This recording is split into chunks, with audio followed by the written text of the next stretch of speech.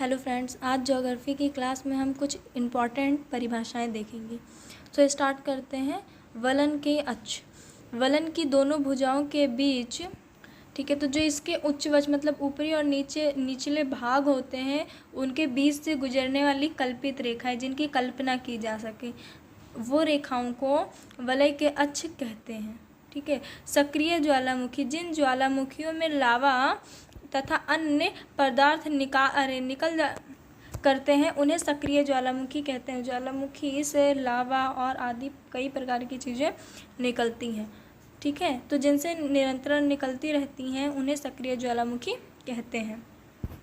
वलयाकार अपवाह प्रतिरूप, किसी पर्वत के चारों ओर वृत्ताकार, वृत्ताकार मतलब गोलाकार आकार में, ठीक है, आकार उसका कैसा हो, गोलाकार हो, गोलाकार आकार के रूप में फैली सरिताओं के क्रम को, ठीक है, वलयाकार प्रतिरूप कहते हैं। इसमें सरिताएं पर्वत की परिक्रमा करती हुई प्रतीत होती हैं। परिक्रमा मतलब चक्कर लगाती हुई प्रतीत होती हैं मतलब दिखाई देती हैं। चक्कर लगाते हुए दिखाई देती हैं। किसके चक्कर लगाते हुए? पर्वत के चारों ओर। ठीक है। कंकाटिका प्रभाव अपवाह, जब कोई मुख्य नदी होती है उसकी सहायक नदी मतलब, ठीक है, उसकी जो सहायक नदी होती है नदी, तो वो जब अपवाह करती हैं तो दोनों सीधे अपवाह कर रही है, अब एक नदी दूसरी नदी के विपरीत अपवाह करने लगे, ठीक है, तो उसको कंकाटिका अपवाह कहते हैं। एक बार मैं परिभाषा भी पढ़ देती हूँ। जब किसी प्रदेश में प्रमुख नदी की सहायक नदियाँ प्रमुख नदी की अपवाह दिशा के विपरीत दिशा में प्रवाहित होती है, विपरीत दिशा मतलब उसके अपोजिट दिशा में प्रवाहित होती हैं जाती हैं, तो उनसे निर्मित अपवाह तंत्र को कंकाटिका अपवाह तंत्र कहते हैं। ठीक है। ठीक है। समान पर्यावरण दिशाओं वाले क्षेत्रों में भौतिक पर्यावरण, ठीक है, जैसे स्थल, जल, वायु आदि के साथ उसमें पाए जाने वाले समस्त पादप एवं जंतुओं, ठीक है, समस्त जानवरों और मनुष्यों के समुदायों के समस्त अध्ययनों के मतलब उनसे रिलेटेड जैसे हड्डियाँ वगैरह, ओके, बाकी कंकाल, ठीक है, समस्त सारे अध्ययनों को जीवम कहते हैं। जीवमंडल, ठीक है, जीवमंडल के बारे में बच्चे बहुत कुछ जानते होंगे और बहुत कुछ बनाकर भी लिखा जा सकता है, लेकिन बनाकर लिखने से पहले ऊपर एक ठोस हेड मतलब होना चाहिए हेडिंग। ठीक है, तो सुनिए। पृथ्वी के चारों तरफ व्याप्त 30 किलोमीटर मोटाई वाली वायु, जल, स्थल, मिट्टी तथा शेल युक्त एक जीवनदायी परत होती है। ठीक है, जीवनदायी परत होती है जिसके अंतर्गत पौधे एवं जंतुओं का जीवन संभव होता है। अगर ना हो, वायु ना हो तो हम सांस कैसे लेंगे, जल ना हो तो हम लोग जल के बिना मर जाएंगे प्यास से। ठीक है, इन सब के बिना हमारा जीना बहुत मुश्किल है। ठीक है, हमारा जीवन अत्यंत कष्टकारी है इनके बिना। रचनात्मक प्लेट सीमा, दो विपरीत दिशाओं में गतिशील प्लेटों में अपसारी सीमाओं को रचनात्मक सीमा इसलिए कहते हैं क्योंकि इनके सहारे नई बेसल्ट का निर्माण होता है। यह स्थिति मध्य महासागरीय कटकों के सहारे होती है। इन्हें अपसारी प्लेट सीमा भी कहते हैं। सारच्छी प्लेट सीमा, एक दूसरे के बगल से सरकने वाली दो प्लेटों के किनारे, ठीक है, एक दूसरे के बगल मतलब सरकने वाली मतलब फिसलने वाली, स्लिप होने वाली, ठीक है, स्लिप होने वाली दो प्लेटों के किनारा मतलब कॉर्नर उनका, ठीक है, संरक्षी सीमा इसलिए माना जाता है, जो उन दो मतलब उनके किनारे होते हैं कॉर्नर, उनको संरक्षी सीमा इसलिए माना जाता है क्योंकि उनके सहारे ना तो पदार्थ का क्षय होता है और ना ही निर्माण होता है। क्षय मतलब ना ही उसका नुकसान होता है और ना ही निर्माण होता है। निर्माण मतलब उत्पत्ति। ठीक है। रासायनिक अपक्षय, वायुमंडलीय कार्बन डाइऑक्साइड से युक्त जल एक सक्रिय घोलक हो जाता है। वायुमंडलीय जो हमारा कार्बन डाइऑक्साइड है उससे युक्त जल एक सक्रिय घोलक हो जाता है, जिसके संपर्क में आने वाली घुलनशील तत्वों वाली चट्टानों में होने वाले रासायनिक परिवर्तन को, जो चट्टानों में रासायनिक परिवर्तन होते हैं, परिवर्तन मतलब परिवर्तित चेंज, ठीक है, चेंजेस होते हैं, उनको रासायनिक अपक्षय कहते हैं। महाद्वीपीय हिमनद, जब किसी महाद्वीप के विशाल क्षेत्र में मोटी हिम की चादरें बिछ जाती हैं, ठीक है, तो उनसे निर्मित हिम को महाद्वीपीय हिमनद कहते हैं। चक्रवात जनन, ठीक है, चक्रवात की उत्पत्ति एवं उसका विकास, विकास मतलब तरक्की, ठीक है, उसको ही चक्रवात जनन कहते हैं।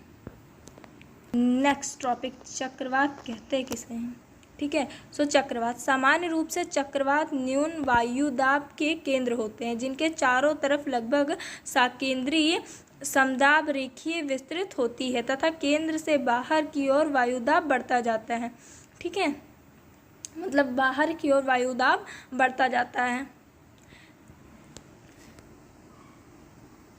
परिधि के केंद्र की ओर हवाएं चलती हैं, ठीक है।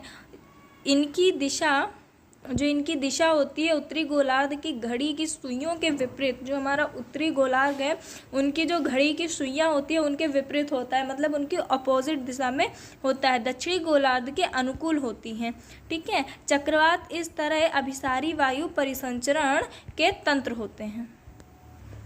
उन ज्वालामुखियों को ज्वालामुखी कहते हैं जो उद्गार के बाद दीर्घ अवधि तक शांत पड़े रहते हैं, ठीक है। दीर्घ मतलब लंबे समय तक शांत पड़े रहते हैं, परंतु उनसे लंबे अंतराल के बाद अचानक उद्गार आरंभ हो जाता है, अर्थात वे पुनः जागृत हो जाते हैं, ठीक है। मतलब ये कहने की कुछ कंडीशन है, ठीक है। फर्स्ट कंडीशन कि वो लंबे समय तक शांत पड़े रहें, ठीक है, और उसके बाद नेक्स्ट जो इनकी शर्त है वो ये है कि अचानक उसका उद्गार आरंभ हो जाए कुछ समय बाद, ठीक है, कुछ समय नहीं, लंबे समय बाद। ओके, सो नेक्स्ट देखते हैं डेल्टा मैदान। नदियों के द्वारा निरपेक्ष निर्मित डेल्टा प्रदेशों को डेल्टा मैदान कहते हैं। जो डेल्टा प्रदेश होते हैं उनको ही डेल्टा मैदान कहा जाता है। भारत का गंगा डेल्टा मैदान प्रमुख उदाहरण है, मतलब इसका एक एग्जाम्पल है जो गंगा है, ठीक है।